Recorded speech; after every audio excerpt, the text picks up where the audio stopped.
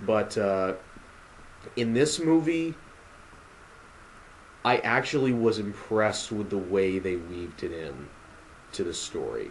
There were a couple instances where they're talking about Bond being old and stuff like that. Yeah, whatever. But there were also instances where, like like M's shadow speech, where it was able to get something that they want to say into the movie in a way that made sense to me, in a way that thematically was appropriate at the time in the film, and actually led you down a little bit of a rabbit trail. Like, oh, she's gonna die, but she didn't.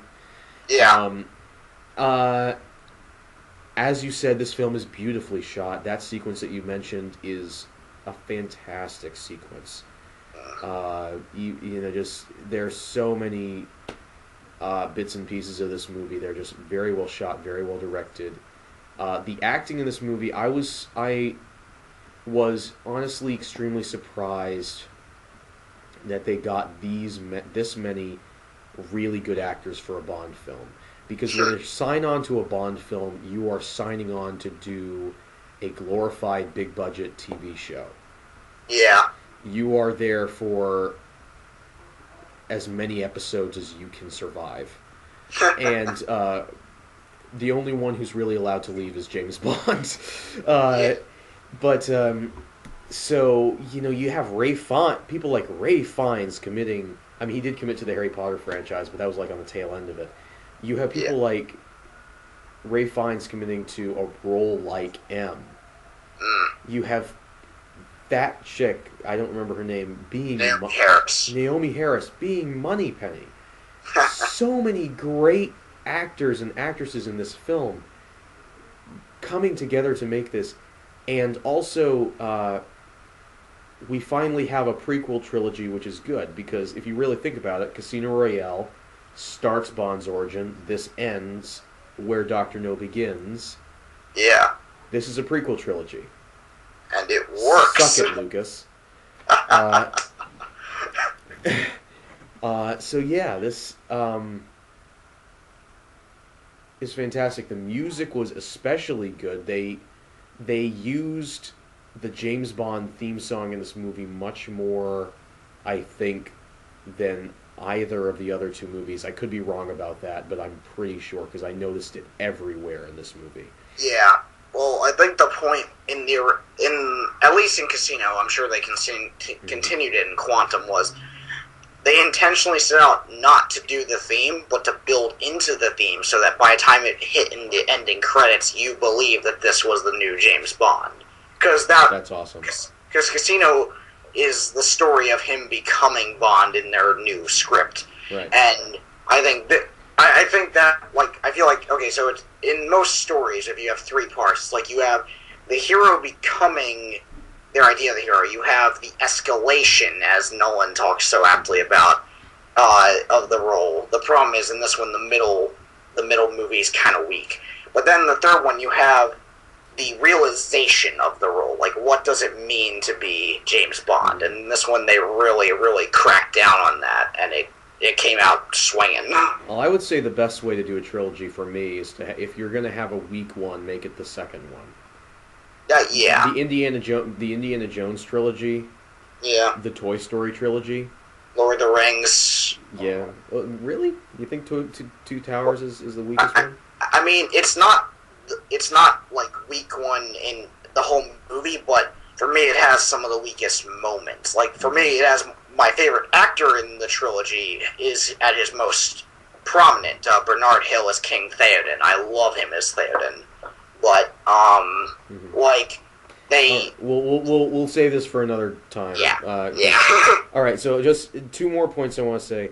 As far as the story in the film, the only little bit where I was like questioning it was at the very end when they go to Skyfall Manor, which is apparently the house where Bond grew up. Title justification, buoy.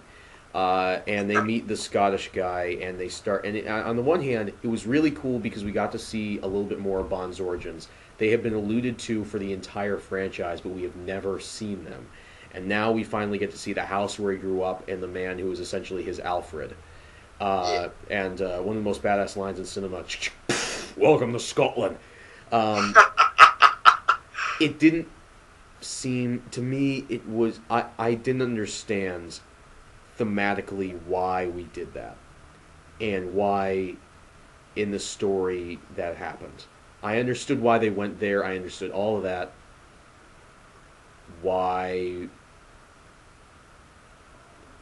was there the discussion of Bond's roots? I don't understand that.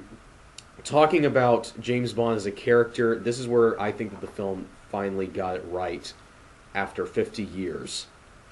Is that over the 50 years, we have had James Bond doing all sorts of things, and sometimes you're watching one movie, and then you watch a movie from another era, and you wonder if it was the same character. Yeah. Because they changed it so often over such time. What Pierce Brosnan tried to do was trying to bring Roger Moore and Sean Connery, the two opposite ends of the spectrum, and bring them together in one cohesive whole. And in GoldenEye, it looked like he might actually be able to do that. But then in the rest of the films, we learned that he could not. In this movie, they do. Because that's what I love about Daniel Craig's Bond in this movie. Also in Casino Royale, but also in this movie.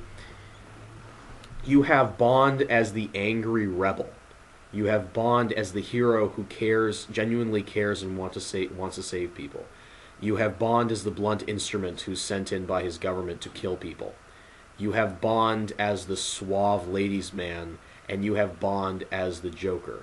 This is a Bond who is both a spy, who can kill people without flinching, and still does amazingly stupid things, like going in and taunting a villain because in order to get them mad enough to try and kill him.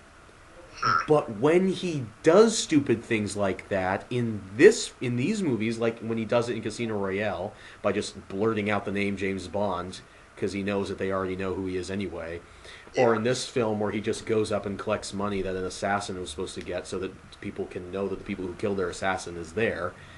Yeah. When he does stuff like that, unlike in Pierce Brosnan, we were like, what are you doing, you idiot? In this film, it's like, Bond is an asshole, and he loves doing shit like this. Yeah. And it's a great character bit. Mm-hmm. And to me, that is the real triumph of Daniel Craig's Bond, is to be able to bring all this disparate elements of the character into one character and have it make sense. That is what I love. Yeah. And I mean, I'm just glad that, like, I know what they were trying to do with all the earlier Bond movies, and like with the Moore era, it's like, okay, we need to lighten the mood a little bit, and it works for a while, but it's like, because I read the books, I've read several of the novels, I haven't read, there's 6 of them, I believe, I think I've read 4. I've read the Living Daylights, the one short story, I haven't read anything else, but... Yeah. Well, I read most of the short stories, I want to go back and read them again, but like, that's why, I mean, aside from the appearance, Daniel Craig, when I first saw him, he kind of hit the mark for me. The only difference is the Bond in the books is a little less, he doesn't enjoy killing as much, and I think the idea from watching Craig's arc so far is that he began as, like, when he first was trying to become a 00, he did 2 kills in desperation, but also part of a job. And then he kind of got a rush out of it there, and now he's kind of been pacified to that. Like, I almost feel like there's a couple of stories in between Quantum of Solace and Skyfall that we haven't seen, and that's him becoming better at his job. So by the end of this movie, he's the Bond that we all know and remember, and the suave badass that has an oddly Scottish tinge to his accent. I love how he's grown into the arc and how he's really realized it, and it's just a great way to celebrate 50 years. It's and that's the other amazing thing. This franchise has been going on for 50 years. I think that's longer than Doctor Who, right? Wasn't Who like 4 years later that it started, or? I think it might be about the same. I know that Doctor Who is celebrating their 50th anniversary this season, so... Okay, so they were 63, I think. Must be 63. Next year. Okay. So yeah, Dr. No came out in 62, so one of Britain's greatest exports has turned 50, and he still looks good. Yeah. Yeah. He's still not as old as Godzilla, but he's getting up there. Yeah. Next movie, Bond versus Godzilla. Make it happen. Oh dear God, I can't wait. Yeah. All right, so I think we're going to wrap this up now. So Yeah. all right, so that has been our thoughts on the Bond film Skyfall and stuff. Hope you enjoyed the talk, and if you're still with us, wow, you have a lot of free time. Yeah. Right. Thank you for your patience and ability to translate nerd speak. It's great. But yeah, seriously, if you like action movies, go see this. It's totally worth the ticket. Mm-hmm. And next time we'll try and have a movie that we can say stay away from because we know you like our pain. Yeah, you guys are kind of sick like that. All right. And yet we love you all the same because you're watching us. Yeah. See y'all later. Alright, see ya.